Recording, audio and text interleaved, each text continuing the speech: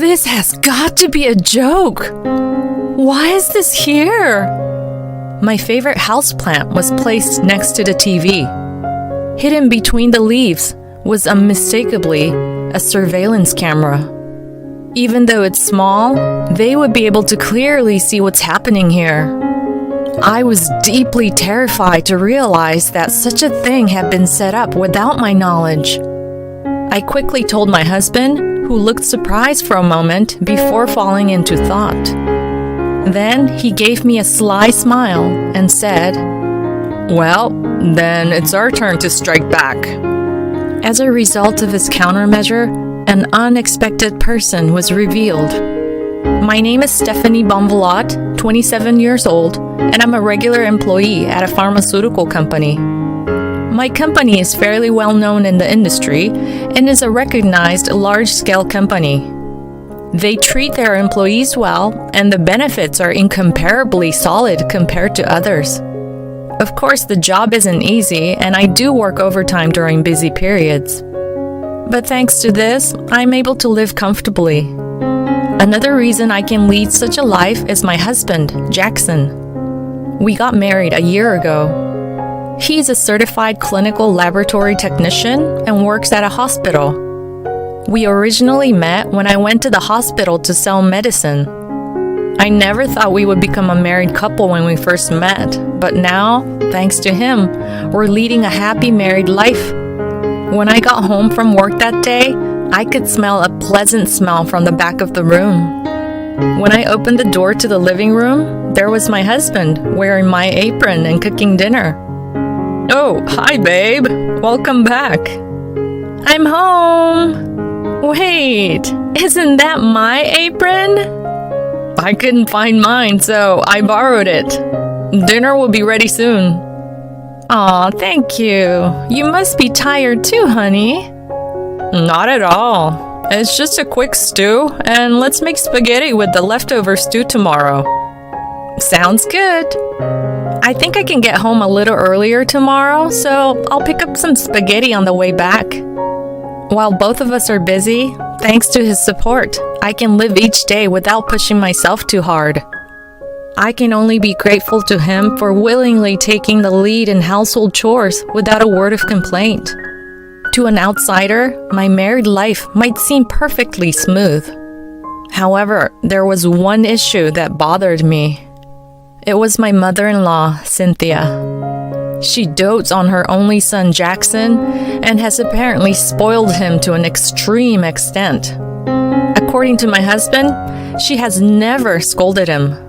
Moreover, if he had a fight with a friend or brought a girlfriend home, Cynthia would be furious. She would not only confront the people involved, but she would also badmouth and drive away any girlfriends she deemed unsuitable for her son.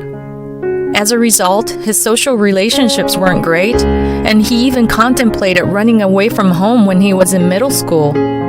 After that, he studied hard in high school and entered a challenging national university in a rural area.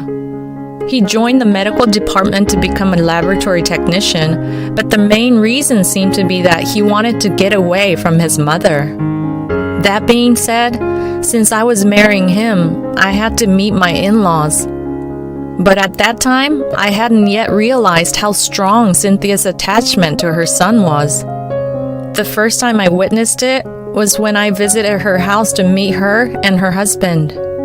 Contrary to the welcoming father-in-law Travis, Cynthia gave me a sharp, piercing look. Nice to meet you." She let out a big sigh upon hearing me speak. She then whispered to me, so as not to be heard by the joyous reunion of Jackson and his father, "Do you really think you can marry my son? He's highly educated and has a very good income. Yet, he's marrying someone ordinary like you, which is absolutely unacceptable. You must have coaxed him." I didn't do anything like that." "We'll see about that. I've heard that young women these days pretend to be pure-hearted, but are actually cunning." "I'm not like that." I just love him. I intended to clearly convey my feelings for her son, but apparently, saying that I loved him was a taboo phrase for her. As soon as I said it, she had a different look in her eyes and confronted me. Then, in a voice much lower than one would expect from her beautiful face, she said, "Stop it. You're just trying to get money from my son." I'm not thinking about that at all. I'll make sure to tell him. It's not that you love him, but you love his money, and that's why you're marrying him. Please stop. Overwhelmed by fear, I started crying. Jackson, who couldn't bear to see me cry, rushed over and glared at his mother. "Hey, what did you say to her, Mom?" "I didn't say anything. I just told her to be happy if she's getting married." "Then why is she crying?" "Maybe she's happy to be told such a thing by me, the mother of the man she loves." Is that true, Stephanie? When he asked me, I was at a loss for words, but I shouldn't provoke Cynthia any further. Reluctantly, I nodded slowly. Yes, I'm sorry for suddenly bursting into tears. Are you really okay? Yeah, I'm fine, thank you. If you say so. He looked worried, but there was no way I could tell him the truth. No matter how badly he thinks of his mother, as an outsider, I can't criticize my mother-in-law. Besides, I wanted to settle this as peacefully as possible. If I don't tell him about it here, she won't harass me any further. I had convinced myself of that. Our house and my in-laws' house are about a 30-minute drive apart. At the beginning of our marriage, Cynthia suggested that we live with them, but Jackson firmly refused. We would have preferred to live even farther away from his parents' house, but considering the commute to work, any greater distance would be inconvenient. Well, we should be okay if we're this far apart. But this was just the beginning. I suppose it's because we ignored her warnings and got married anyway. Cynthia started visiting our house on a regular basis. Weekdays, weekends, it didn't matter. Whenever she felt like it, she would come over and use the spare key under the doormat to let herself in. No matter how many times we talked to her, she didn't stop, which even Jackson was furious about.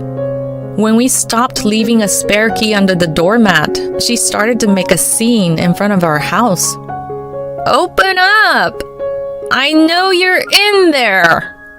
Why won't you let me in when your family is here?" Her shouting echoed, and people from the neighborhood started to peek out. We were worried that if this continued, someone might call the police. So we always ended up opening the front door. Moreover, recently, for some reason, she started coming over when I was alone. Just the other day, she came over when Jackson happened to be away on a business trip.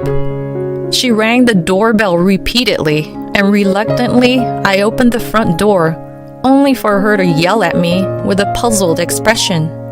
"Hey, how long are you gonna keep me waiting?"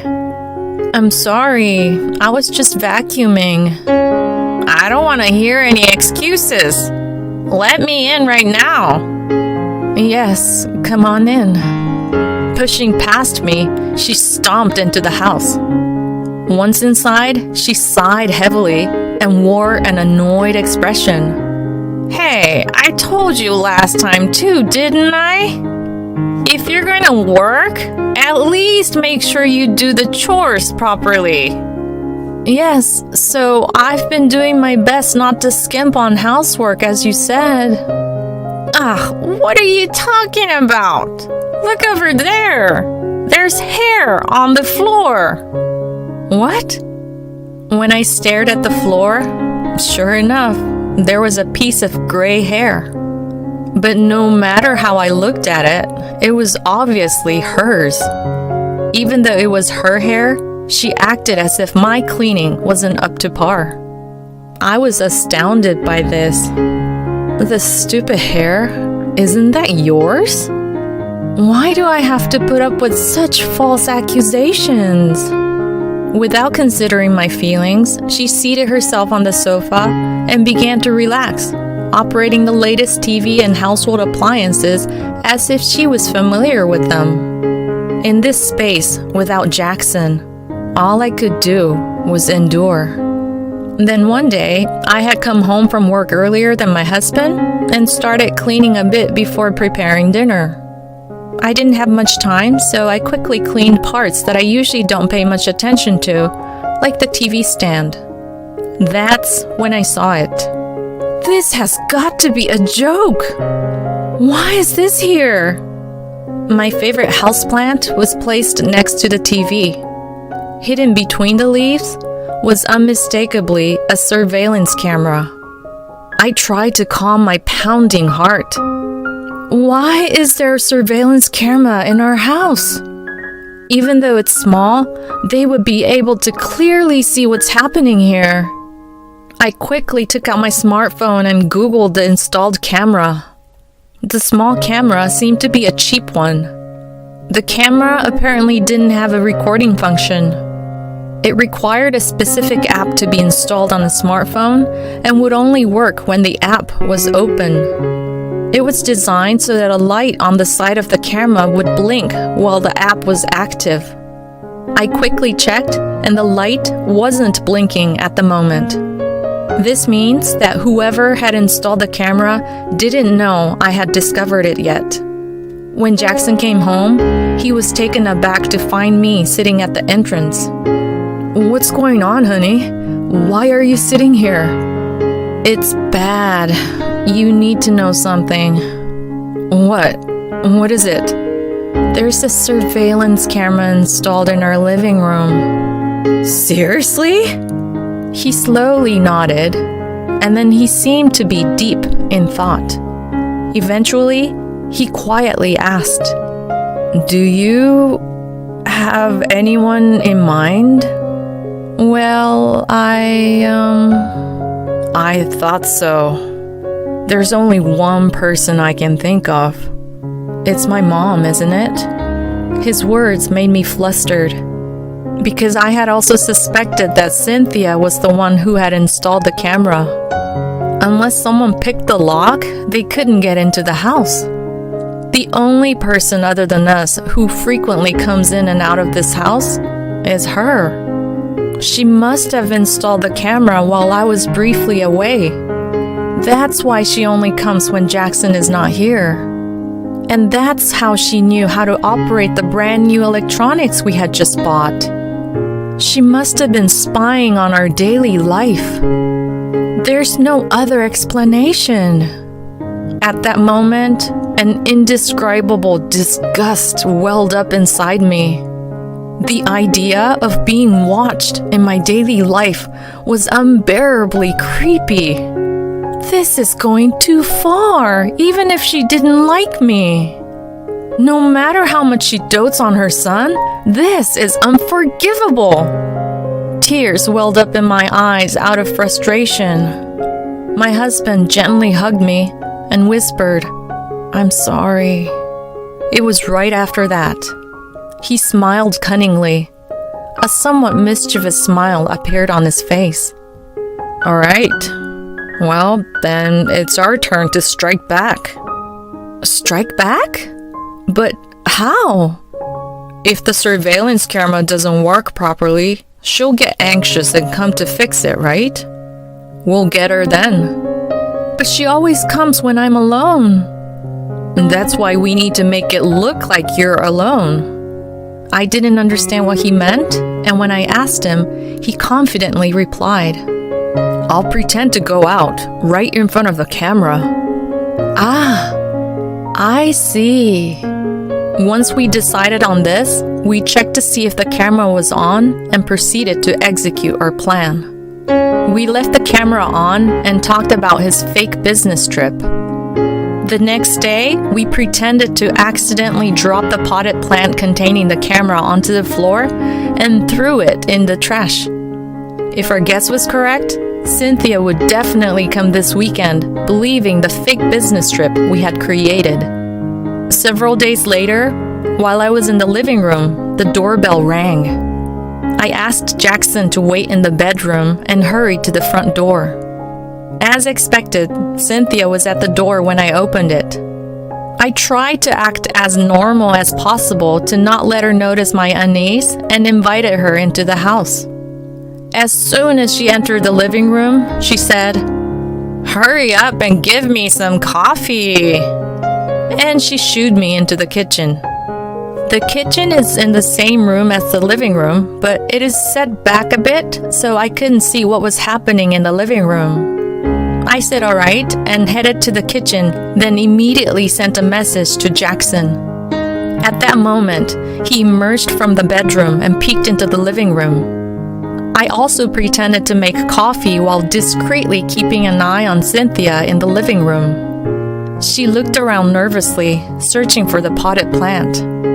Then she pulled out the same camera from her pocket and set it up so that it was hidden in the shadow of the pot. "Let's get her now."